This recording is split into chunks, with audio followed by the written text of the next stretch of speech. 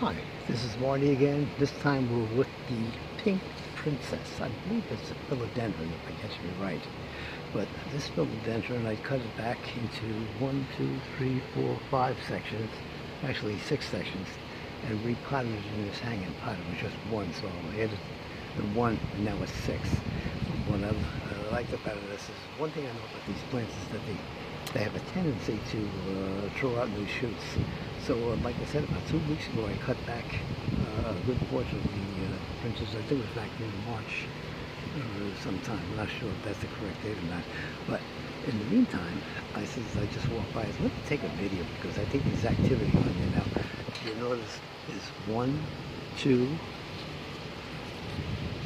3, 4, 5, 6, 7, and 8, and 9.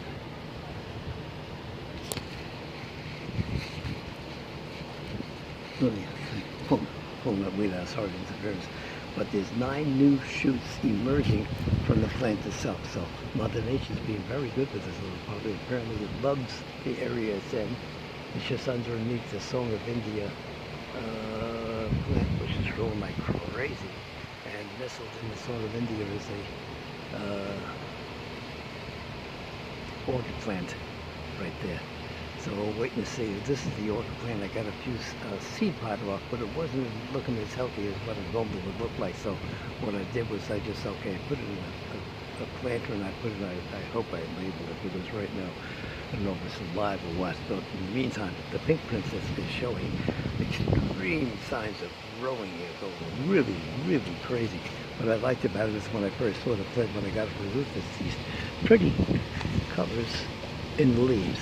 That's why it's called a Pink Princess. I have 2 other ones in the backyard that are going. I got another one up front. So Mother Nature's been very good with this little darling. So thank you for stopping by. If any questions or you growing a Pink Princess, let us know. We're all ears. Please subscribe to the channel and enjoy. Thank you. Bye-bye.